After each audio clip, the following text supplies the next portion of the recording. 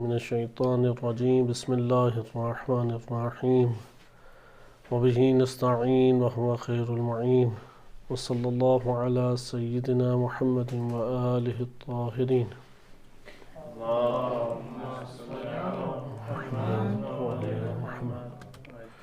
قرآن کریم کی مناسبت سے ماہ مبارک رمضان میں موضوع جن آپ کی خدمت میں ذکر کیا جا رہا تھا کہ یہ ایام عزا ہیں امیر المومنین امام علی بن ابی طالب علیہ السلام کے ایام شہادت ہیں کہ اس عنوان سے آپ سب مومنین کی خدمت میں تسلیت عرض ہے۔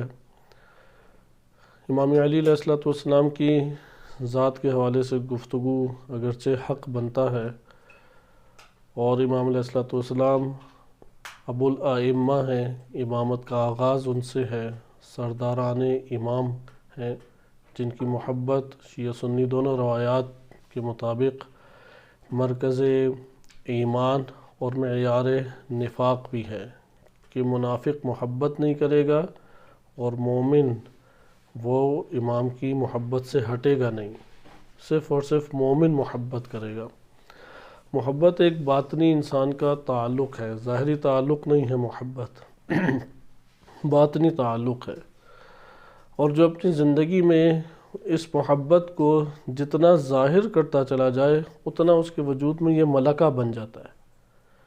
یعنی یہ واقعات تو ہم نے سنے کہ جناب میثم ان کے اعضاء منقطع رہے لیکن وہ فضائل امیر المومنین علیہ السلام اپنے زبان مبارک سے جاری کرتے رہے، اور یہی ہمیں مثالیں اگرچہ فضائل اہل بیت کی مثال شاید نہ ملے کہ زبان سے جاری ہوں، لیکن اپنی جان فدا کرنے کے حوالے سے آج 2022 آ گیا ہے، پوری دنیا میں مختلف علاقوں میں مختلف ممالک میں ایسے جوانان شیعہ ہمیں نظر آتے ہیں کہ جو امام علیہ السلام پہ اپنی جان فدا کرتے ہیں۔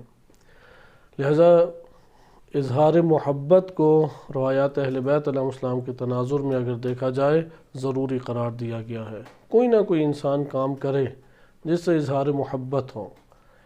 ایام عزا میں غمگین ہونا محبت کی ایک علامت ہے، اظہار محبت ہے۔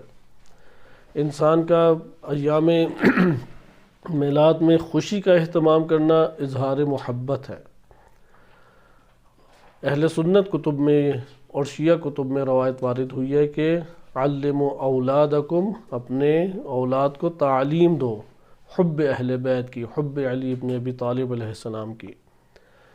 لہذا محبت کا اظہار ضرور اپنی زندگی میں کریں۔ بعض اوقات مجالس کر کے انسان محبت کا اظہار کرتا ہے، مجالس میں شرکت کر کے محبت کا اظہار کرتا ہے، کوئی کلام کہہ کے، حتیٰ کہ صرف تسلیت عرض کر کے، یا شہادت امیر المومنین علیہ السلام کا میسج کر، ہر چیز کی قیمت ہے جو انسان کی نیت خالصہ سے ہو۔ اللہ تعالی ہمیں توفیق دے کہ ہم امام علیہ السلام کے ذکر کو اپنے وجود میں زندہ رکھیں اور ان کے ذکر کو برپا کریں کہ جیسا برپا کرنے کا حق ہے۔ اپنے موضوع کی طرف آتے ہیں۔ گفتگو طویل ہے اور ہمارے پاس وقت قلیل ہے۔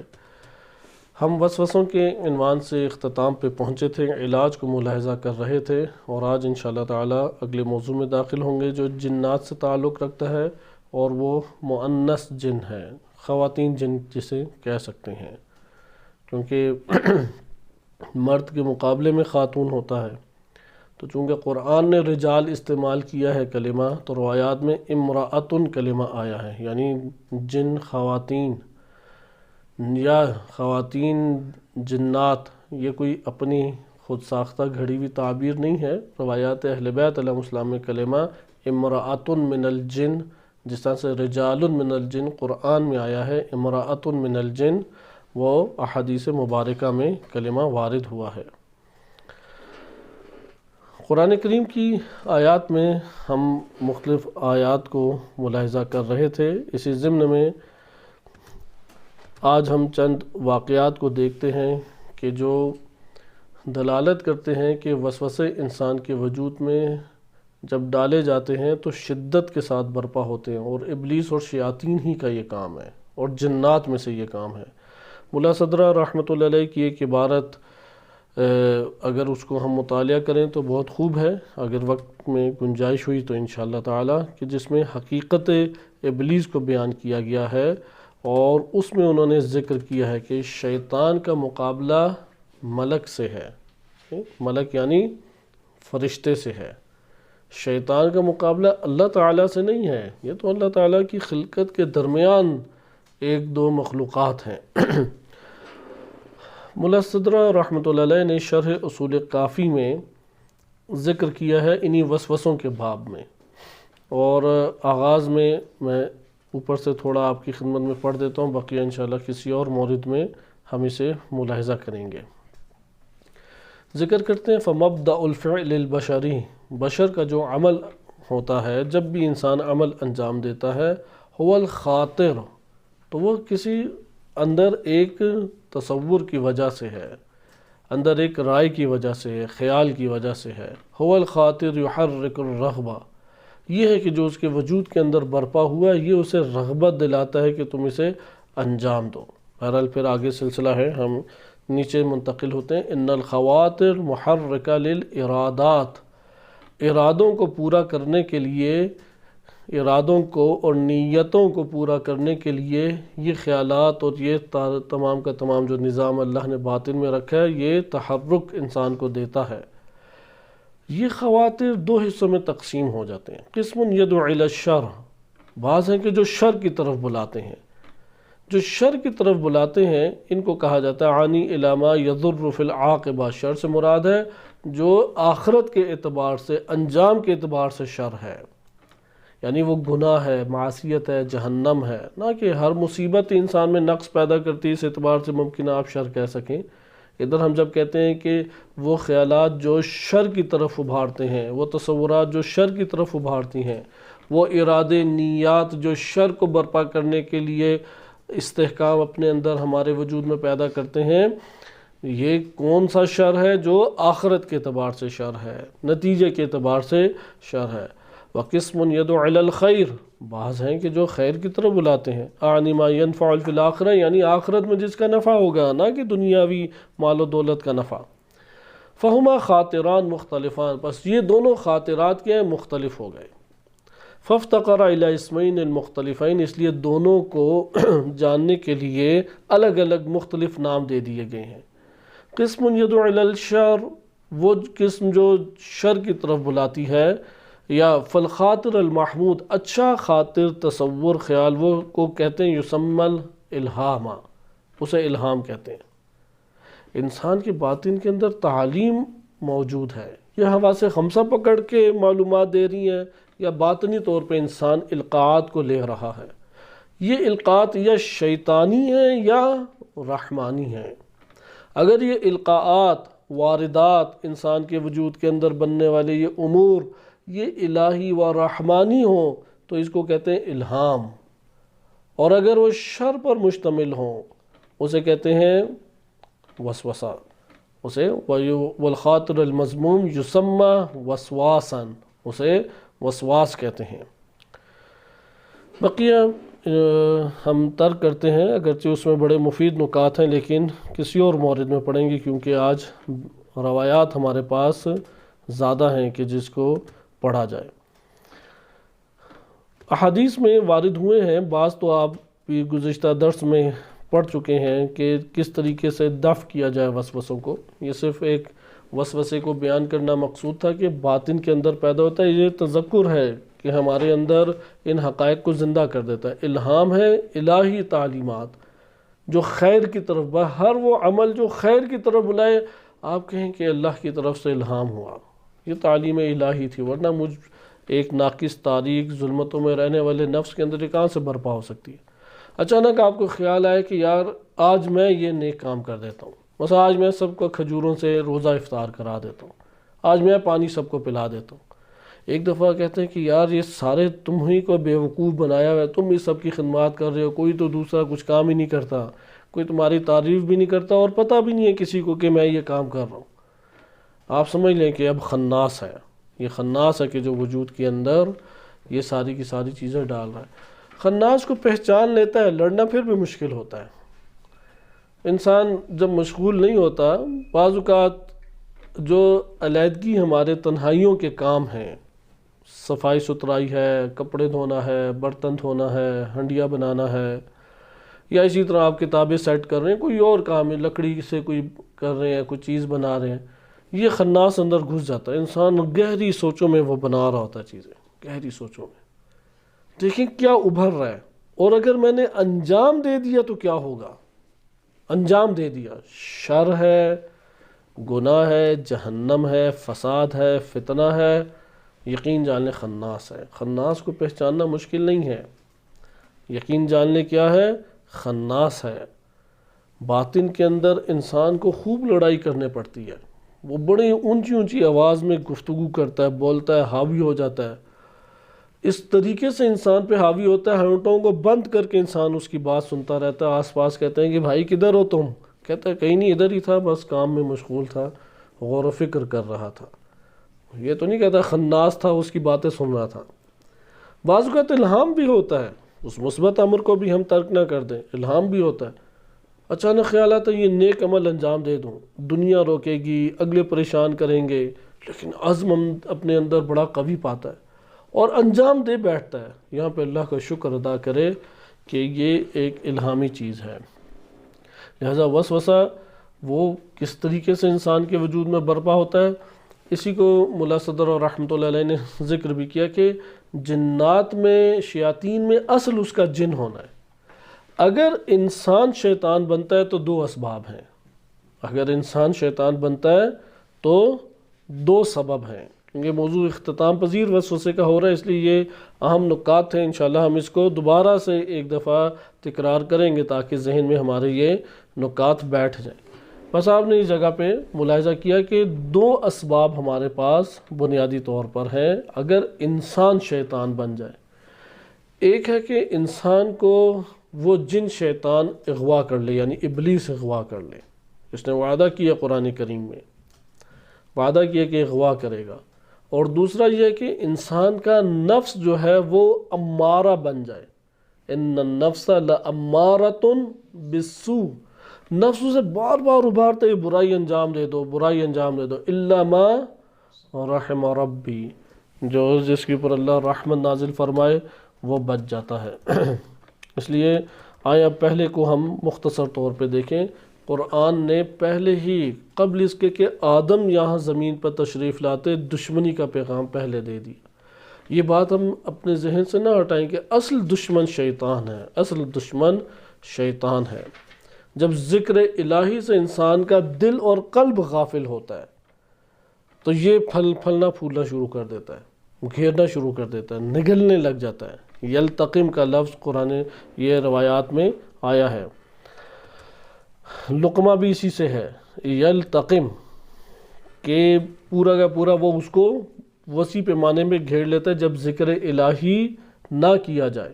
اس لیے قرآن نے کہا کہ جو میرے ذکر سے منہ موڑے گا میں اس کی زندگی کو تنگ کر دوں گا اور نابینا آخرت میں اٹھایا جائے گا۔ وہ کہے گا اے اللہ تو نے مجھے حشرتنی اعمیٰ، اس دنیا میں تو میں بینا تھا، کیوں تو نے مجھے محشور کیا ہے نابینا؟ تو اللہ تعالیٰ فرمائے گا تو نے ہماری آیات کو فراموش کر دیا۔ لہذا آپ نے اس جگہ پہ ملاحظہ کیا کہ ذکر الہی قلب کے اندر نہ رہے، یعنی زبان سے نہیں، قلب میں اگر توجہ نہ اللہ کی طرف جائے تو خناس پر گھیرنے لگ جائے، دل کو پکڑ لیتا ہے، نگل جاتا ہے، اور جب اس کا اللہ کی طرف توجہ جائے گی تو یہ سکڑنے لگ جاتا ہے، یہ تنگ ہونے لگ جاتا ہے، اس لیے اسے خناس کہتے ہیں۔ اب شیطان نے دعویٰ کیا، وعدہ کیا اللہ کی بارگاہ میں، دعویٰ کیا، سورہ اعراف آیت نمبر 16، قال فبما اغویتنی، یا اگر آپ آیت نمبر اوپر سے دیکھیں کہ یہ کلام چلا آ رہا ہے فرشتوں کا، تو آیت نمبر 15 میں اللہ تعالیٰ نے بیان فرمایا ہے کہ کیا ارشاد باری تعالیٰ ہوا، قال انک من المنظرین، کہ جا، وعلیکم السلام، تجھے ہم نے مہلت دے دی، قال فبما اغویتنی، کہ جس طریقے سے تو نے اے اللہ مجھ کو اغوا کیا ہے۔ بس دو ہیں طریقے شیطان بننے کے، انسانوں کے شیطان میں ڈھلنے کے کتنے طریقے ہیں؟ دو۔ بما اغویتنی، تو نے جس طریقے سے مجھے اغوا کیا ہے، لأقعدن، میں بیٹھوں گا تاکہ اغوا کروں۔ اب کہاں پہ بیٹھے گا وہ؟ کہاں پہ آپ کے خیال میں کہاں پہ بیٹھے گا؟ مسجد میں، بیت اللہ میں، حرم اہل بیت علیہ السلام میں، انبیاء ائمہ علیہ السلام کے درمیان، مومنین کے جمگھٹے میں، یا نہیں فسق و فجور کی جگہ پہ، کلب جہاں پہ بنے ہوئے ہیں، رقص و سرور کی محفلیں ہیں، شراب و زنا ہو رہا ہے، جوا کھیلا جا رہا ہے، لہو لعب میں مصروف ہیں، کس جگہ پہ شیطان بیٹھے گا؟ آپ کو کیا محسوس ہوتا ہے کہ کس جگہ دونوں میں سے ہوگا؟ ان جگہوں پہ شیطان نہیں ہوگا جو مراکز فحاشی اور مراکز لہو لعب ہے،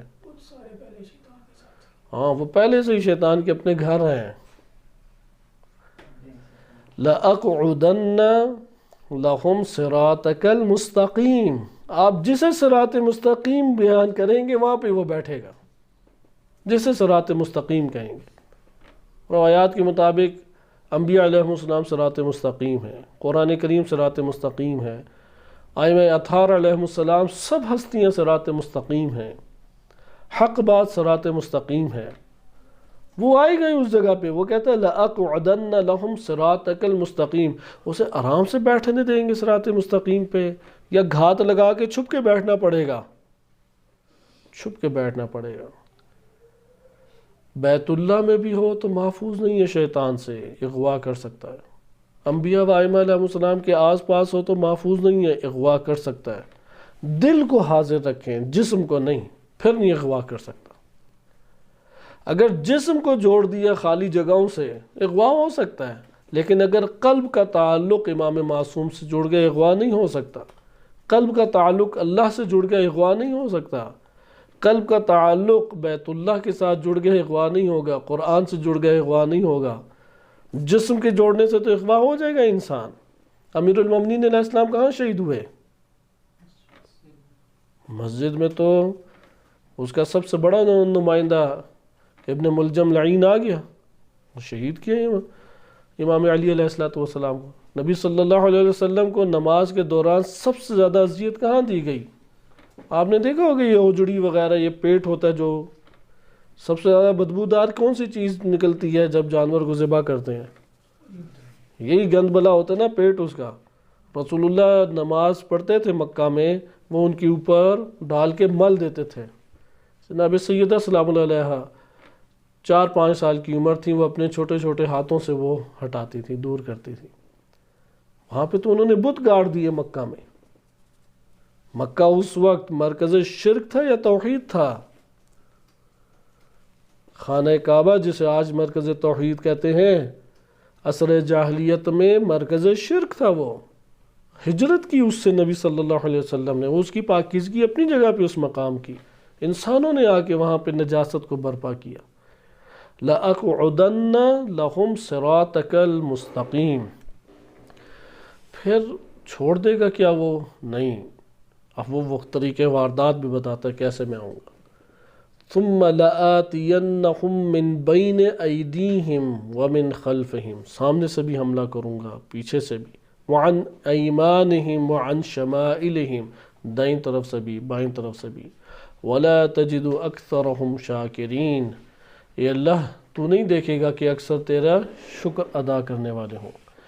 اس روایت کے آیت کے ضمن میں یہ جو آیت آپ کے سامنے پڑھی ہے کہ شیطان کہتا ہے کہ میں حتماً آؤں گا، لَآتِيَنَّهُمْ بَيْنَ أَيْدِيهِمْ وَمِنْ خَلْفِهِمْ، اس کے ضمن میں امام صادق علیہ السلام، امام باقر علیہ السلام سے روایت وارد ہوئی ہے، اور اس میں انہوں نے اس کا مطلب بیان کیا ہے کہ کیا اس سے مراد ہے۔ روایت میں بیان کرتے ہیں کہ جب ابلیس مختلف جگہوں سے انسان کے پاس آتا ہے، کوشش کرتا ہے، تو اس سے مراد یہ مثلا آتینہم، اگر من بین ایدیہم، سامنے سے آؤں گا تو اس سے مراد یہ ہے کہ ان کو میں آخرت کے امور اس کے سامنے ہلکے قرار دے دوں گا۔ یہ مجموع البیان میں امام باقر علیہ السلام سے روایت منقول ہے، تفسیر الصافی میں ملا فیض کاشانی رحمۃ اللہ علیہ نے بھی نقل کی ہے۔ کہ لآتینہم من بین ایدیہم، سامنے سے آؤں گا، کیا مطلب ہے کہ میں امر آخرت ان کے لیے ہلکا قرار دے دوں گا، یار سارے ہی بخشے جاؤ گے، مسئلہ نہیں ہے، یا علی مدد کہو گے کوئی مشکل ہی نہیں پیش آئے گی۔ وَمِن خَلْفِهِمْ، پیچھے سے آؤں گا، یعنی ان کو جمع مال کے اوپر لگا دوں گا، دنیا میں تمہارا کام ہی مال جمع کرنا اور بخل دکھانا ہے۔ عن ایمانہم، دائیں طرف سے آؤں گا، اس سے مراد یہ ہے کہ ان کے دینی امور کو فاسد قرار دے دوں گا، گمراہی کو اور شبہات کو اتنا خوبصورت اور مزین کر کے میں بیان کروں گا اور پیش کروں گا اس کے سامنے کہ گمراہ ہو جائے گا، یعنی دین کی طرف نہیں آ پائے گا۔ شمائلہم، یعنی لذات کی محبت اور شہوات کا غلبہ ان کے دلوں کے اندر برپا کر دوں گا۔ یہ شیاطین، مجھے بتائے کون سا خطرناک جن ہے؟ وہ یہ جن شیطان کے جو قلب کے اوپر حملہ کر کے قابو کر لے، لذات کو بھی ابھار دیا، شہوات کو بھی غلبہ دے دیا، دین سے بھی غافل کر دیا، امر آخرت کو بھی بھلا دیا، پھر انسان تو اس کے ہاتھ میں کھلونا ہے، پھر تو ولایت الہی میں نہیں ہے، کیونکہ آیت الکرسی میں 2 ہی ولایتیں ذکر کی گئی ہیں، اللہ ولی الذین آمنوا، اگر اللہ ولی ہو تو کیا ہوتا ہے؟ یخرجہم من الظلمات الی النور، دیکھے گا میں ظلمتوں سے نکل کے نور کی طرف آ رہا ہوں، پہلے یہ ظلمت میں گرفتار تھا، اس تاریکی میں گرفتار تھا، یہ اللہ کا احسان ہے، وہ رب ہے، وہ پرورش کر رہا ہے، وہ تربیت کر رہا ہے، وہ نشو و نما مجھے دے رہا ہے، ہر روز میں علم کی ایک نئی صورت دیکھتا ہوں، ہر روز ایک آیت سمجھ رہا ہوں، ہر روز ایک روایت سمجھ رہا ہوں، ہر روز ایک خدمت انجام دے رہا ہوں، یہ مواقع کہاں انسان کو ملتے ہیں؟ دوسری طرف آئے والذین کفروا اولیاؤہم الطاغوت یخرجونہم من النور الی الظلمات، دیکھیے کہ نور سے ظلمتوں میں نکل رہا ہوں، تو کہ یا اللہ کہاں پھنس گیا ہوں میں تو تجھے ولی مانتا ہوں، انت مولانا انت سیدنا، مجھے تو میرا مولا ہے، تو میرا سید و سردار ہے، مجھے ان کفار و طواغیت کے ہاتھوں میں نہ جانے دے، لہذا نور سے ظلمتوں میں آ رہا ہے، کھینچ کے لے کے آئے، اگر ظلمت ہی ظلمت بن گئی فزادہم اللہ مرضا، پھر اللہ اس کی تاریکی کو بڑھا دے گا۔ لہذا یہ ہیں جن شیاطین، بس شیاطین 2 ہی ہیں، یا جن ہیں یا انس ہیں۔ انس کون سے بنتے ہیں؟ یہ جنہوں نے اغوا کیا، بس جب اغوا ہو جاتے ہیں تو پھر آپ نے ملاحظہ کیا کہ اغوا ہونے والوں کا تذکرہ قرآن میں واضح طور پہ آیا ہے کہ، اور قرآن قسم بھی اس نے کھائی کہ پروردگار اسی طرح میں انہیں اغوا کروں گا جیسے تو نے مجھ کو اغوا کیا۔ دوسرا وہ ایک انسانی نفس ہے کہ وَنَعْلَمُ مَا تُوَسْوِسُ بِهِ نَفْسُ، ہم نے تمہیں خلق بھی کیا اور ہم جانتے ہیں کہ تمہارا نفس کیا وسوسے ڈالتا ہے، بس وسوسے کے یہ منبع 2 انسان کی جانب سے ہو گئے، شیاطین انس و جن۔ یہ جب بات ہماری کمپلیٹ ہو گئی تو یہاں پہ ابلیس اور چند انبیاء کا ایک ٹکراؤ ہے کہ اگر ہم اپنے موضوع سے باہر زیادہ نہ جائیں، کیونکہ ابلیس وہ جن ہے کہ جس کی اختیارات بہت وسیع ہیں، سوائے اس دل کے جس دل کے اوپر ایمان ہے، مومن کے دل کے اوپر اس کی نہیں چلے گی، وَإِلَّا وہ آ جائے گا، وہ چھا جائے گا۔ جیسے آپ نے اس میں ملاحظہ بھی کیا کہ شیطان ہے کہ وہ انسانی وجود کے اوپر آ کے غلبہ حاصل کرتا ہے۔ میں آپ کے سامنے ایک واقعہ حضرت عیسیٰ علیہ السلام کا بیان کرتا ہوں، اس سے آپ کو نوعیت بھی پتہ لگے گی وسوسے کیسے ابھرتے ہیں، کیونکہ ان ماہ مبارک کی برکات سے وسوسوں کی حقیقت کو بھی سمجھے، اور لیال القدر میں جس کا اللہ سے تقاضا کرے وہ بھی یہی ہے کہ پروردگار ان وسوسوں کے مقابلے میں میرے لیے کافی ہو جا، تو میرا ناصر بن جا، مجھے پاک و پاکیزہ کر دے۔ اسی نے انسان کو برباد اور تباہ کیا ہے۔ میں انبیاء علیہ السلام کی چند واقعات تیزی سے آپ کے سامنے بیان کرتا ہوں، اور بقیہ انشاءاللہ تعالی موضوع کو آگے ہم ملاحظہ کریں گے۔ امالی شیخ صدوق میں ایک روایت نقل ہوئی ہے کہ جس میں ابن عباس بیان کرتے ہیں، ابن عباس سے ہے یہ روایت، کہتے ہیں کہ لما مضى لعیسیٰ علیہ السلام 30 سنہ، عیسیٰ علیہ السلام کے جب 30 سال گزر گئے، 30 سال زندگی کے 30 سال عیسیٰ علیہ السلام کے گزر گئے، یعنی ابلیس نے چھوڑا کسی کو بھی، نزغن بعض جگہوں پہ وارد ہوا ہے تفسیر قمی میں کہ ہم گزشتہ درس میں پڑھ چکے ہیں نا کہ آیت کریمہ کہ شیطان جو ہے وہ نزغ کی کوشش کرتا ہے، تو تفسیر قمی میں نزغن کا مطلب وسوسہ آیا ہے۔ وسوسہ نبی کے دل میں وسوسہ ڈالنے کی کوشش کرتا ہے، اور یہاں سے ہمیں یہ معلوم ہو جاتا ہے کہ انبیاء علیہ السلام کے جو یہ واقعات ہیں، اس سے ابلیس اور اس کی طریقہ واردات سامنے آتا ہے۔ قرآن نے بھی بتایا لَآتِيَنَّهُمْ کہ میں آؤں گا بین ایدیہم ومن خلفہم وعن ایمانہم وعن شمائلہم۔ اسی طرح اس واقعے کو آپ دقت سے دیکھیں۔ عیسیٰ علیہ السلام کو 30 سال گزر گئے، بعث اللہ عز وجل الی بنی اسرائیل، انہیں پھر مبعوث کر دیا بنی اسرائیل میں۔ فلقیہ ابلیس علی عقبۃ بیت المقدس، بیت المقدس کے پیچھے عقب میں انہیں ملا، وہی عقبۃ عفیق، اسے عقبۃ عفیق کہتے ہیں۔ آ کے کہنے لگا یا عیسیٰ انت الذی بلغ من عظم ربوبیتک، تم تو ربوبیت کے اوج اور عظمت کے اوپر عیسیٰ پہنچ گئے ہو۔ انت کونت من غیر اب، کہ تم تکوین اور تشکیل پائے ہو بغیر باپ کے۔ قال عیسیٰ، عیسیٰ علیہ السلام نے فوراً جواب دیا العظمۃ للذی کوننی، عظمت تو اس ذات کے لیے جس نے مجھے خلق کیا۔ وَكَذَلِكَ كَوَّنَ آدَمَ وَحَوَّا، آدم اور حوا کو تشکیل دیا، تکوین دیا، وجود دیا۔ پھر اگلا حملہ ابلیس کا دوبارہ، کہا کہ اب یہ دیکھیں یہ وسوسے جو ڈال رہے ہیں، یہ رد کر رہے ہیں، مکالمہ کریں اپنے وجود کے اندر۔ یہ ہر ایک کے ساتھ شیطان آتا ہے، کبھی انسانوں کی شکل میں، کبھی جنوں کی شکل میں، وسوسے اندر انسان کے ابھرتے ہیں۔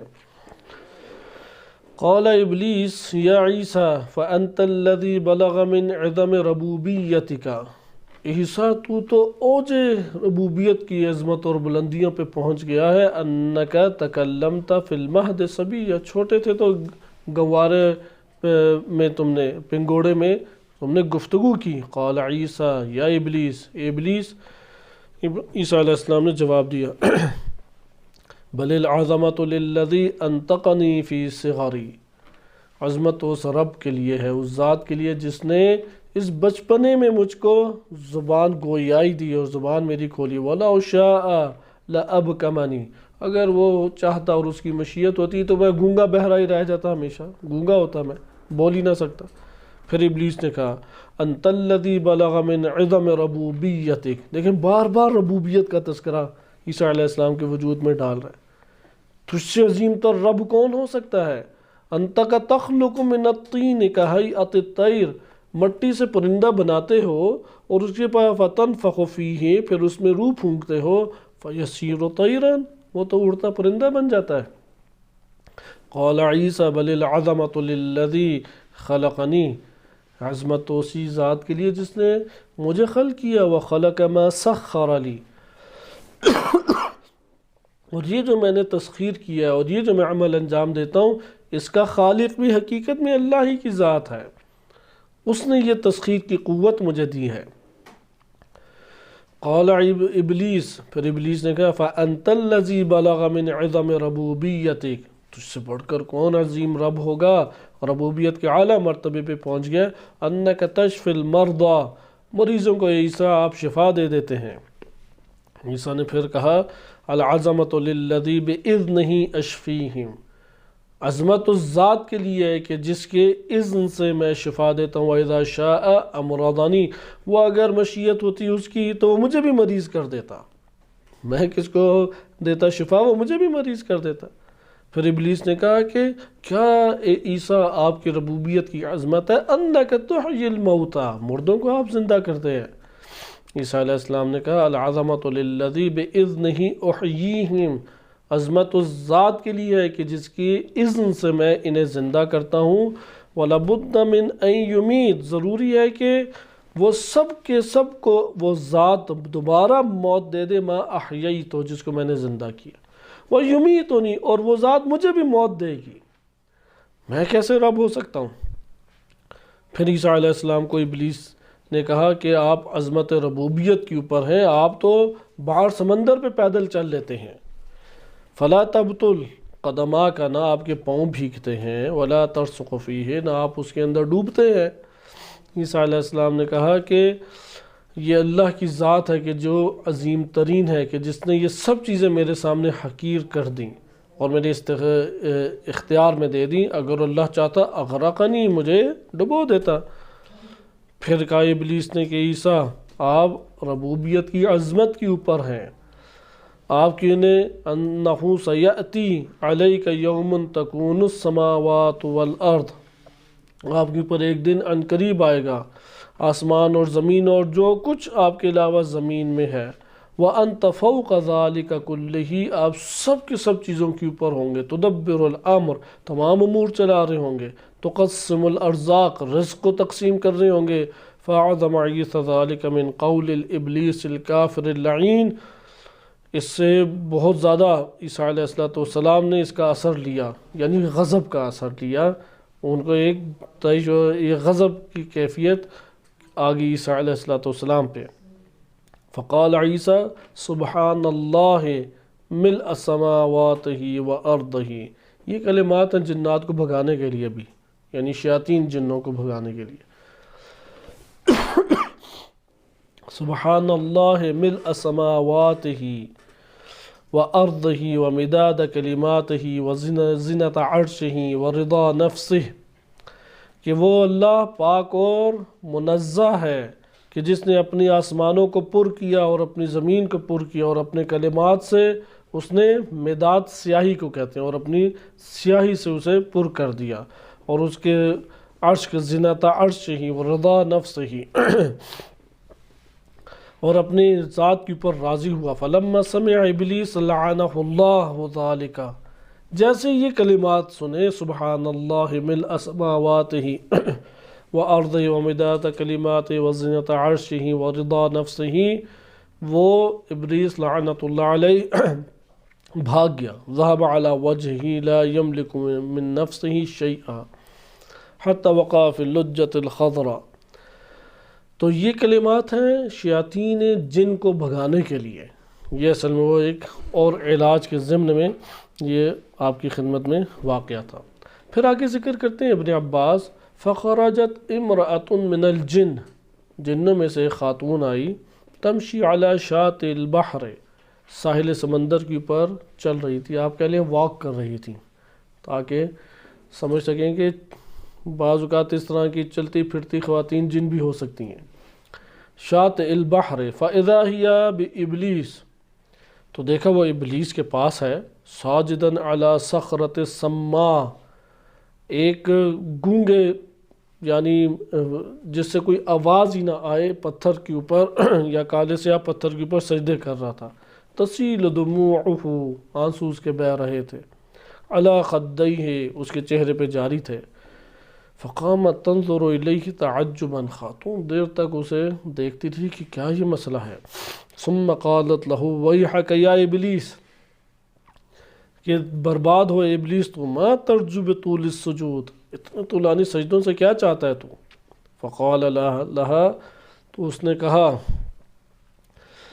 ایتھا المرأة الصالحة ابنة الرجل الصالح، اے پاکیزہ خاتون، پاکیزہ شخص کی بیٹی، ارجو اذا ابر ربی عز وجل قسمہ، کہ میں اس وقت امید دلانا اپنے امید کا خواستگار ہوں، اللہ سے ایک امید رکھتا ہوں اپنے رب سے کہ جب وہ نیکی کو تقسیم کر رہا ہوگا تو ادخلنی نار جہنم، اور مجھ کو وہ جہنم میں ڈال رہا ہوگا، اس کی آگ میں، ان یخرجنی من النار برحمتہ، اپنی رحمت سے مجھے اس دوزخ کی آگ سے نجات دے دے، یعنی اپنی چلاکیاں وہ اپنے طور پہ چل رہا ہے۔ اس لیے ایک روایت وارد ہوئی ہے امالی شیخ صدوق میں، اور معتبر احادیث میں سے ہے یہ روایت میں، امام صادق علیہ السلام فرماتے ہیں اللہ کی رحمت بہت عجیب ہے، اتنی وسیع ہے، اتنی وسیع ہے، شیطان بھی اس سے امید باندھ لیتا ہے۔ آپ نے یہ والے واقعات ابھی دو تین اور ہمارے پاس انداز سے آئیں گے، میں آپ کے سامنے وہ واقعات ہی پڑھ دیتا ہوں جو خاتون جن کے حوالے سے ہیں۔ ذرا آپ نے دیکھا کہ کس طریقے سے اس نے کہا کہ میں اتنے طولانی سجدے رو رو کے اس لیے کر رہا ہوں کہ اللہ جب تقسیم کرے گا اپنی رحمت روز قیامت اور مجھے جہنم کی طرف لے جایا جا رہا ہوگا، تو میں اللہ کی رحمت کو پکڑنے کی کوشش کروں گا کہ مجھے دوزخ سے اور جہنم سے نجات دے دے۔ امام صادق علیہ السلام سے مالی شیخ صدوق میں وارد ہوا ہے صفحہ نمبر 205 میں، اذا کان یوم القیامت، جب روز قیامت ہوگا۔ اس میں سوال اگرچہ ابلیس کے بارے میں بہت پیدا ہوں گے، اس میں اپنا مسئلہ پہلے حل کریں۔ اتنی وسیع اللہ کی رحمت ہے، اتنی وسیع اللہ کی رحمت ہے، شیطان اور ابلیس امید باندھ رہا ہے، تو انسان تو کیوں نا امید اللہ کی ذات سے ہوتا ہے؟ کیوں اللہ کی ذات سے مایوس ہوتے ہو؟ لوٹ کے ایک دفعہ آ جاؤ، تم ایک قدم بڑھاؤ گے وہ 10 قدم بڑھاتا ہے۔ وہ تو استقبال کرتا ہے کہ میرے عاصی عبد، گناہگار عبد میری طرف آ جا۔ قرآن کریم میں آپ دیکھیں، بڑے بڑے عزت دار، منصبدار، بڑے رتبوں کے اوپر فائز افراد کے تو اپنی طرف نسبت ہر کوئی دے لیتا ہے، لیکن اللہ تعالیٰ گناہگاروں کو، جنہوں نے اپنے نفسوں پہ ظلم کی، اپنی طرف نسبت دیتا ہے۔ عبادی الذین اسرفوا علی انفسہم، اے میرے وہ بندو جنہوں نے اپنی جانوں کے اوپر ظلم کیا ہے۔ لا تقنطوا من رحمت اللہ، اللہ کی رحمت سے مایوس نہ ہو۔ ان اللہ یغفر الذنوب جمیعا، تمام کے تمام گناہ اللہ کی ذات تمہاری مغفرت فرما دے گی۔ لہذا اس روایت کے کلمات دیکھیں، اذا کان یوم القیامت نشر اللہ تبارک و تعالی رحمتہ، روز قیامت جب ہوگی اللہ تبارک و تعالی اپنی رحمت کو نشر فرما دے گا، کھول دے گا۔ نشر کہتے ہیں کھول کے بکھیر دینا، بکھیر دے گا اپنی رحمتوں کو۔ اسی لیے تو تاجدار رحمت اللہ علی العالمین ہوں گے، اسی لیے تو شفیع مذنبین ائمہ اہل بیت علیہ السلام ہوں گے۔ یہ سارے اللہ کی رحمت ہے، ان سے بزرگ تر اللہ کی کون سی رحمت ہے؟ اللہ نشر کر دے گا اپنی رحمت کو۔ حتی یطمع ابلیس فی رحمتہ، یہاں تک کہ ابلیس کے اندر یہ لالچ آ جائے گا میں بھی اللہ کی رحمت کو لے لوں۔ اتنی وسعت اور اس قدر بڑے پیمانے پہ جب وہ دیکھے گا۔ یہ رحمتیں ہیں انسان کے وجود میں۔ اپنے اندر امید کو جگائیں۔ امید جو ہے وہ ایک گہرا تعلق ہے جو اللہ تعالیٰ سے پیدا ہو جاتا ہے۔ آئے ہم ایک دو اور واقعات اسی عنوان سے پڑھتے ہیں کہ جن میں خواتین جن کا تذکرہ ہے۔ روایات میں وارد ہوا ہے ایک جنی کے بارے میں کہ نبی صلی اللہ علیہ وسلم کی خدمت میں آئی۔ البتہ اس سے پہلے ایک اور روایت ہے محاسن میں، اسے سن لیں تاکہ اگلی روایت ہمارے لیے زیادہ قابل حل ہو جائے۔ محاسن کتاب ہے برقی کی، احمد بن محمد بن خالد برقی رحمۃ اللہ علیہ، بڑی عظیم شخصیت گزرے، ائمہ علیہ السلام کے اصحاب میں سے ہیں۔ ذکر کرتے ہیں، اس حدیث کو امام علیہ السلام تک پہنچاتے ہیں کہ اتت امرأۃ من الجن الی رسول اللہ صلی اللہ علیہ وآلہ، ایک خاتون جنی وہ آئی نبی صلی اللہ علیہ وسلم کی خدمت میں حاضر ہوئی۔ فآمنت بہی، ایمان لے رسول اللہ پہ۔ وحسن اسلامہا، اس کا بڑا بہترین اسلام تھا۔ جب اسلام نے یعنی پکی مومنہ تھی، وہ جنی پکی مومنہ تھی۔ فجعلت تجیء کل اسبوع، ہر ہفتے پھر آیا جایا کرتی تھی، ہر ہفتے۔ فغابت عنہ 40 یوما، 40 دن ہو گئے غائب تھی، نہیں دیکھا۔ ثم اتتہ، پھر آ گئی، 40 دن بعد آئی، حاضر ہوئی۔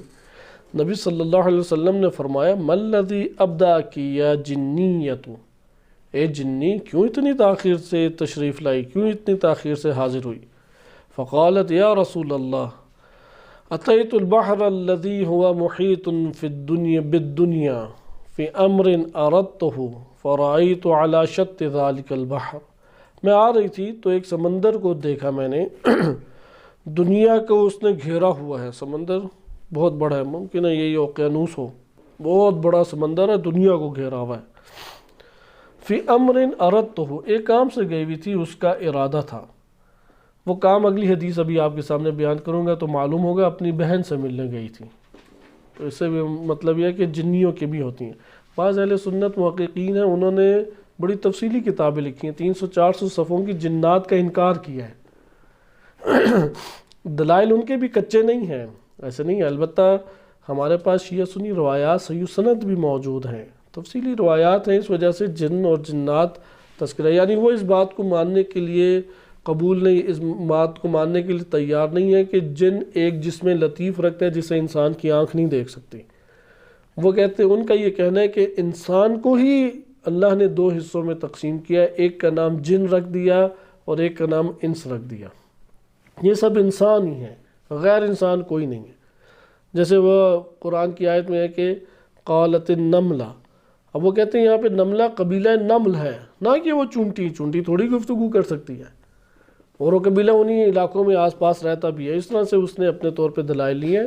لیکن صحیح یہی ہے کہ ہمارے پاس اتنی وافر روایات اور آیات ہیں کہ اس سے ہمیں معلوم ہو جاتا ہے جنات ایک حقیقت رکھتے ہیں، لطیف اور رقیق جسم کے مالک ہیں، مختلف شکلوں میں ڈھل سکتے ہیں۔ ان روایات کو آپ استدلال کے طور پر پیش کر سکتے ہیں، اس لیے میں نے یہ آپ کی خدمت میں مطلب ذکر کیا۔ بہرحال اس نے کہا کہ میں کسی کام سے گئی ہوئی تھی تو فرأیت علی شاط ذلک البحر، تو میں نے ساحل سمندر کے اوپر دیکھا ایک پتھر ہے خضرا، سبز رنگ کا، وعلیہ رجل جالس، اس کے اوپر ایک شخص بیٹھا ہوا ہے، رفع یدیہ الی السماء، ہاتھوں کو آسمان کی طرف اٹھایا ہوا ہے اور کہہ رہا ہے اللہم انی اسألک، اے اللہ میں تجھ سے سوال کرتا ہوں، مانگتا ہوں، بحق محمد وعلی وفاطمہ والحسن والحسین، محمد و علی و فاطمہ و حسن و حسین علیہ السلام کا تجھے واسطہ دیتا ہوں، الا ما غفرت لی، کہ تو مجھے گناہوں کو معاف فرما دے، میرے سے مغفرت فرما دے۔ فقلت لہ من انت، جنی کہتی ہے میں پاس اس شخص کے چلی گئی، اس سے کہا کہ تو کون ہے؟ اس نے بھی کہا کہ انا ابلیس، میں ابلیس ہوں۔ قلت من این تعرف ہؤلاء، ان شخصیات کو تو کیسے جانتا ہے ابلیس؟ کہا انی عبدت رب فی الارض کذا و کذا سنہ، اتنے سال میں نے اپنے رب کی عبادت کی تھی، وعبدت رب فی السماء، زمین پہ بھی عبادت کی، آسمانوں پہ بھی عبادت کی، اور آسمانوں پہ بھی عبادت اتنے سال تھی، ما رأیت فی السماء اسطوانۃ، کوئی ایک ستون میں نے آسمان میں نہیں دیکھا، الا وعلیہ مکتوب، اس ستون کی پر لکھا ہوا تھا لا الہ الا اللہ محمد رسول اللہ علی امیر المؤمنین ایدتہ بہ، کہ لا الہ الا اللہ، کوئی اللہ کے علاوہ الہ نہیں ہے، معبود نہیں ہے، محمد اللہ کے رسول ہے اور علی امیر المؤمنین ہے، ایدتہ بہ، اور اسی کے ذریعے سے میں تائید کرتا ہوں۔ یہ آپ نے واقعہ دیکھا کہ یہ ابلیس کا واقعہ تھا۔ اسی کے ضمن میں ایک اور حدیث ہمارے پاس وارد ہوئی ہے جس میں اس کو ہم کہہ سکتے ہیں کہ تھوڑا ممکن ہے کہ تفصیلی بیان بھی اس کا آ جائے۔ یہ خصال میں ہے، شیخ صدوق رحمۃ اللہ علیہ نے نقل کی، امام صادق علیہ الصلوۃ والسلام سے ہے، ان امراۃ من الجن کان یقال لها عفراء، عفراء اسے کہا جاتا تھا، ایک خاتون جن تھی، وَكَانَتْ تَنْتَابُ النبی صلی اللہ علیہ وآلہ، اور نبی اکرم صلی اللہ علیہ وسلم کے پاس آتی جاتی رہتی تھی، فَتَسْمَعُ مِنْ كَلَامِهِ، ان کی گفتگو کو سنتی تھی، فَتَأْتِي صَالِحِ الْجِنِّ، اور پھر صالحین جن کے پاس آتی تھی، وَيُسْلِمُونَ عَلَى يَدَيْهَا، اور وہ صالحین جنات سارے اس خاتون کے ہاتھوں کی پر اسلام لے آئے، وَإِنَّهَا فَقَدَهَا النَّبِي، نبی صلی اللہ علیہ وسلم نے چند دن اسے نہیں دیکھا، فَصَالَ عَنْهَا جبریل، تو جبریل علیہ السلام سے رسول اللہ نے پوچھا، تو انہوں نے کہا انہا زارت اختن لہا، اس کی ایک بہن ہے، اس کی زیارت کے لیے چلی گئی ہے، تحبھا فی اللہ، اللہ کی خاطر اس سے محبت کرتی ہے، رشتہ داری کی وجہ سے نہیں، اپنے عزیز رشتہ داروں میں اللہ کی خاطر بھی کسی سے محبت ہمیں رکھنی، یعنی جو اللہ والے ہیں ان سے اللہ کی خاطر محبت رکھیں۔ نبی صلی اللہ علیہ وسلم نے فرمایا طوبی للمتحابین فی اللہ، اللہ کی راہ میں اللہ کی خاطر ایک دوسرے سے محبت کرنے والوں کے لیے طوبی ہو۔ ان اللہ تبارک و تعالی خلق فی الجنت عمودا من یاقوت حمراء، کہ اللہ تبارک و تعالی نے جنت میں ایک ستون بڑا سا بنایا ہے جو لال یاقوت کا ہے، لال یاقوت کا، علیہ 70,000 قصر، جس کے اوپر 70,000 محل ہیں، فی کل قصر 70,000 غرفۃ، اور ہر محل میں 70,000 کمرے ہیں۔ آپ کہیں گے ادھر رہنا کس نے ہے؟ پھر رہنے کے لیے مخلوقات بھی ہیں، بہت ساری بے فکر ہیں اس میں۔ خلقها اللہ عز وجل للمتحابین والمتزاورین فی اللہ، یہ اللہ عز و جل نے کن کے لیے خلق کیے ہیں؟ محل سارے کے سارے، اور اتنے کمرے کہ کیلکولیٹر ہی بعض کا جواب دے جاتے، اتنے اعداد و شمار بن جاتے ہیں، جو اللہ کی خاطر ایک دوسرے سے محبت کرتے ہیں، مفاد کی خاطر نہیں، مزاج کی خاطر نہیں، رشتہ داری کی خاطر نہیں، ہمسائیگی کی وجہ سے نہیں، اللہ کی خاطر ایک دوسرے سے محبت کرتے ہیں، اور اللہ کی خاطر ایک دوسرے کی زیارت کے لیے چلے جاتے ہیں۔ زیارت کا بہت ثواب ہے۔ یہ وہ اخلاقیات ہیں جو آج رخصت ہو چکے ہیں ہمارے معاشرے میں۔ کہتے ہیں میں نے میسج کر دیا تھا، آپ تشریف نہیں لائے، آپ نے جواب ہی نہیں دیا، میں فون کرتا رہ گیا۔ اس سے کہو کہ اگر آ جاتے تو آپ کی زیارت بھی ہو جاتی، ایک دوسرے سے اظہار محبت بھی ہو جاتا ہے، ایک دوسرے کی کوئی خدمت کا ثواب بھی حاصل کر لیتے، فرشتے بھی ہمارے آس پاس نازل ہو جاتے، کیونکہ جب تک ہاتھ میں ہاتھ مومن کے رہتا ہے فرشتوں کا نزول ہوتا ہے اور وہ انسان کے لیے دعا کرتے ہیں۔ ثم قال یا عفرا، نبی صلی اللہ علیہ وسلم نے اس جنی کو کہا یا عفرا ای شیء رأیتی، کیا تو دیکھ کے آئی ہے، کچھ پایا؟ قالت رأیت عجائب کثیرہ، بہت ساری عجیب و غریب چیزیں یا رسول اللہ دیکھی ہیں۔ نبی صلی اللہ علیہ وسلم نے فرمایا فأعجب ما رأیتی، سب سے تعجب آور چیز بس بتا دو، کیا تفصیلات کہاں پہ، سب سے تعجب آور شے کیا تھی؟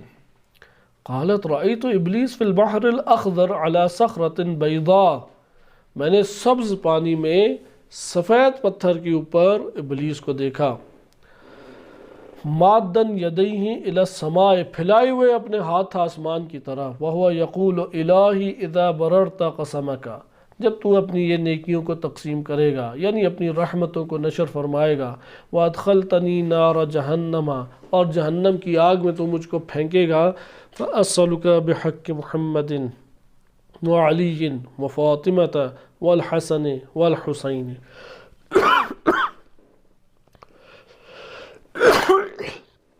تو میں تجھ سے سوال کرتا ہوں کہ محمد و علی و فاطمہ و حسن و حسین کے صدقے اور ان کے حق کی وجہ سے تو مجھے معاف کر دے، الا خلصتنی منہا، اس آگ سے مجھے نجات دے دے، وحشرتنی معہم، اور ان کے ساتھ مجھے محشور فرما۔ فقلت یا حارث، تو عفرا کہتی ہے کہ میں نے ابلیس کا اصل نام لے کے پوچھا، اے حارث ما هذه الاسماء التي تدعو بها، یہ اسماء جن کے ذریعے سے تو دعا کر رہا ہے کہاں تو نے پایا انہیں؟ قال لی رأیتها على ساق العرش، میں نے عرش کے ستون کے اوپر اسے دیکھا، من قبل ان یخلق اللہ آدم ب7,000 سنہ، آدم علیہ السلام کے خلق ہونے سے 7,000 سال پہلے میں نے اس کو دیکھا کہ اللہ تعالیٰ نے آدم کو اس کے 7,000 سال بعد خلق کیا، میں نے 7,000 سال پہلے دیکھا تھا۔ فعلمت انہم اکرم الخلق علی اللہ عز و جل، تب مجھے پتہ لگ گیا اللہ عز و جل کے نزدیک سب سے زیادہ قابل احترام، قابل عزت یہی ہستیاں ہیں۔ فانا اسألہ بحقہم، اس لیے میں اللہ کی بارگاہ میں ان کے ذریعے سے سوال کرتا ہوں۔ فقال النبی صلی اللہ علیہ وآلہ، فرمایا رسول اللہ صلی اللہ علیہ وآلہ وسلم نے، واللہ لو اقسم اہل الارض باسماء الاسماء لاجابہم، کہ اگر قسم بخدا اہل زمین سارے کے سارے ان اسماء کے واسطے سے اس کے سامنے سوال کریں تو اللہ تعالیٰ ان سب کو جواب دے گا اور ان کی اجابت فرمائے گا۔ یہاں پہ سوال پیدا ہوتا ہے کہ یہ جو چیز ہے اس کا تو یہ مطلب نکلتا ہے کہ ابلیس معاف ہو سکتا ہے، رحمت سے توقع ہو سکتی ہے۔ ہمارے پاس آیات کے علاوہ انہی روایات سے بھی اگر ہم استفادہ کریں تو معنی آشکار ہوتا ہے ابلیس کی نجات نہیں ہے۔ ایک تو آپ قرآن کریم کی آیات میں پڑھ چکے ہیں، دوسرا انہی روایات میں وہ کیا کہہ رہا ہے کہ مجھے جہنم میں لے کے جا رہا ہوگا، جہنم میں لے کے تو جا رہا ہوگا۔ بس یہ ہمارے پاس خواتین جن کے حوالے سے تھا کہ اس سے ہمیں یہ پتہ لگ گیا کہ جن خواتین ہوتی ہیں، اور یہ جو جن خواتین ہیں ان کے اثرات جو ہیں وہ اس دنیا میں نظر واقعات کی صورت میں ہیں۔ روایات میں تو اس طرح نہیں وارد ہوئے، واقعات کی صورت میں۔ ایک دو واقعات میں آپ کے سامنے پڑھ دیتا ہوں، سنداً ضعیف ہیں لیکن اس سے علمی استفادہ علماء نے بہت زیادہ کیا ہے۔ خواتین جن مرد اگر ہیں تو جن بھی ہیں، یہ دو دلیلیں ہمارے پاس واضح ہوگی۔ ایک تو قرآن کی آیت ہے رجال من الجن آیا، ادھر امرات من الجن، اور صالحین ہیں۔ اور یہ بات ہمارے لیے اور محکم ہوگی جو قرآن نے ذکر کی کہ صالح اور مومن جن وہ تبلیغ کرتا ہے۔ آپ نے ادھر بھی ملاحظہ کیا کہ یہ جو پاکیزہ جنی تھی، اس کے ہاتھوں میں صالح جنات ایمان لائے یا نہیں لائے، یہ بھی تبلیغات انجام دیتی ہے، ابلیس سے یہ بھی ٹکراتی ہے۔ اور خداوند متعال نے شیاطین کے لیے جو عناصر رکھے ہیں ان میں سے میں ایک روایت آپ کے سامنے پڑھ دوں، وہ دلچسپ روایت ہے، پھر ہم ایک دو واقعات اس کے ضمن میں پڑھ کے آج کی اس گفتگو کو ختم کرتے ہیں۔ آپ نے چند واقعات خواتین جن کے ملاحظہ کیے۔ خصال میں ایک روایت اسبغ بن نباتہ رضی اللہ عنہ سے آئی ہے کہ کہتے ہیں کہ امیر المومنین علیہ السلام نے فرمایا الفتن ثلاثن، یعنی شیاطین کے وسوسوں کو بیان کرتے رہے یہاں تک کہ پتہ لگ جائے کون سے فتنے ہیں۔ تین فتنے شیاطین کے ہیں، ان تین سے محفوظ رہ جائے انسان بچ جاتا ہے۔ اس وقت دور حاضر میں 2022 میں بھی ان سے بڑھ کر فتنے نہیں ہیں، ان سے بڑھ کر فتنے ہمارے پاس موجود نہیں ہیں۔ پہلا فتنہ سیف الشیطان، شیطان کی تلوار۔ دوسرا فتنہ فخ الشیطان، شیطان کا دماغ۔ اور تیسرا فتنہ سہم الشیطان، شیطان کا تیر۔ تین چیزیں ہیں۔ سیف الشیطان یہ جن شیاطین کی بات ہے، جن و انس شیاطین آپ دونوں کو ہی ملا لیں، بالخصوص جن شیاطین جس میں زیادہ ہے۔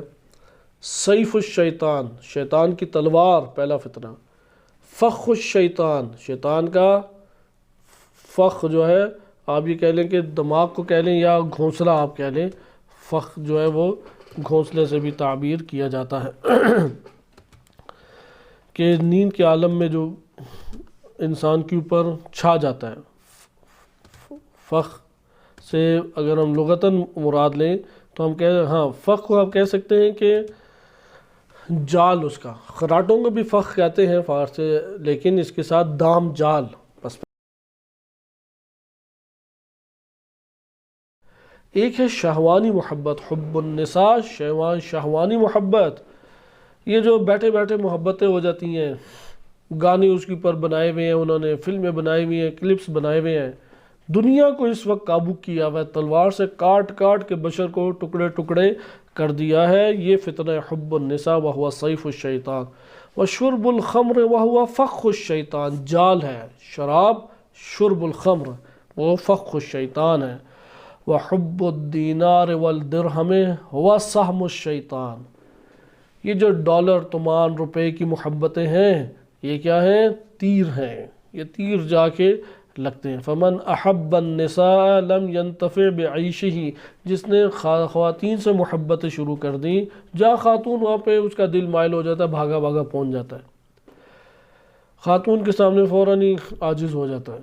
ہمارے تو ملکوں میں چلتا ہی ہے کہ وہ فرنٹ سیٹ گاڑیوں کی خالی رکھی ہوتی ہے، خاتون ہی آ کے بیٹھے، مرد بیچارہ چیخ پکار کے لڑ جھگڑ کے بھی پھر واپس ہی آ کے بیٹھتا ہے۔ خواتین کی طرف جو رجحان اس طرح کا ہو شہوانی، کیا ہے، اپنی زندگی سے کبھی فائدہ نہیں اٹھا سکے گا، کیونکہ زندگی تھی آخرت کو آباد کرنے کے لیے۔ زندگی کا فائدہ یہی ہے، جس نے دنیا استعمال کر کے آخرت آباد کر لی یہ زیرک ہے دین کی نگاہ میں۔ جس نے بھی دنیا کو استعمال کر کے آخرت کو آباد کر دیا وہ کون ہے؟ دانا ہے، زیرک ہے، عقل مند ہے۔ وہ کہتا ہے لے جاؤ پیسہ یار، ٹھیک ہے تم خرچ کر لو، ٹھیک ہے تم مجھ سے مفت میں کام کرا لو، ٹھیک ہے تم مجھ سے کوئی اور ایسی زحمتیں کرا لو۔ جس نے دنیا استعمال کر کے آخرت کما لی عقل مند ہے، اور جس نے دنیا کی لذتوں کو سمیٹ لیا آخرت کو ویران کر دیا، انتہائی احمق نادان ہے۔ یہ وہ ہے کہ لم ینتفع بعیشہ ومن احب الاشربہ، جس نے شرابوں سے محبت کی، حرمت علیہ الجنت، جنت اس پر حرام ہے جس نے شراب سے محبت کی۔ اس وقت پاکستان میں بڑے بڑے کاروبار کون سے ہیں؟ بڑے بڑے کاروبار جس میں بہت پیسہ ہے، ان میں سے ایک ہے کہ گورنمنٹ کی طرف سے غیر مسلم کو شراب کا پرمٹ دیا جاتا ہے۔ پرمٹ صادر کرنے کے سارے اختیارات کسی حاکم کے ہاتھ میں آتے ہیں، مثلا زرداری کے ہاتھ میں ہوں گے، وہ پیسہ اس سے خوب کماتے ہیں اسے۔ بہرحال جس دسترخوان پہ شراب ہو اس پہ کھانا حرام ہے، اتنا اللہ کو نفرت ہے شراب سے۔ ومن احب الدینار والدرہم فہو عبد الدنیا، جس کے دل میں درہم و دینار کی، ڈالر، پیسہ، پونڈ یا کویتی دینار کہہ لیں کیونکہ وہی سب سے اوپر ہے، جنہیں سب سے زیادہ دنیا میں ذلیل و خوار امریکہ نے کر دیا، ان کے روپے کی قیمت کو اوپر بڑھا دیا۔ جس کے دل میں ان کی محبت ہے وہ عبد الدنیا ہے، وہ عبد الدنیا ہے۔ عیسیٰ علیہ السلام نے کہا الدینار داء الدین، دین کو کیڑا جو لگ جاتا ہے، دین کی بیماری، وہ دینار ہے، پیسے سے محبت ہے۔ والعالم طبیب الدین، عالم کہ آؤ یار میرا علاج کرو۔ فاتہموہ واعلموا انہ غیر ناصح لغیرہ۔ یہ ہمارے پاس ایک روایت تھی جس میں آپ علیہ السلام کے قریبی اصحاب سر، ایک نو آپ کہہ سکتے ہیں ابو خالد کابلی، تو اپنے گھر کی طرف لوٹنے لگے تو امام سجاد علیہ السلام کے پاس آئے اور اپنی والدہ سے جو ان کی شدت سے محبت ہے وہ اس کی شکایت کی۔ فشکا الیہ شدت شوقہ الی والدتہ، کہ دل میں بہت ایک اشتیاق پایا جاتا ہے اپنی والدہ سے ملاقات اور ملنے کا۔ کہتے ہیں کیوں اتنی شدت ہے میرے وجود میں؟ یہ کہا کہ یا ابا خالد یقدم غدن رجل من اہل شام، کل ایک شخص اہل شام میں سے آ رہا ہے، لہو قدر و مال کثیر، اس شخص کے پاس، یعنی وہ بات کچھ بیان کر رہے تھے، امام نے ایک اور بات اس کے سامنے بیان کر دی۔ کہا کہ شام میں سے، شام کی طرف سے ایک شخص آ رہا ہے، بڑا تمہیں بلند منزلت لگے گا، ہوتے ہیں نا وجیح چہرہ، روب دبدبے کے مالک، امیر امراء لگ رہے ہوتے ہیں، مال اس کے پاس کثیر ہے۔ قد اصاب بنتا لہو عارض من اہل الارض، زمین والوں کی جانب سے اس کو ایک عارضہ لاحق ہو گیا ہے، مرض لاحق ہو گیا ہے۔ یریدون ان یطلبوا معالجا، وہ چاہتے ہیں کہ کوئی علاج کرنے والا ڈھونڈیں، اس وجہ سے وہ ادھر آ رہے ہیں، مال بھی لے کے آ رہے ہیں، بیٹی کو بھی لے کے آ رہے ہیں،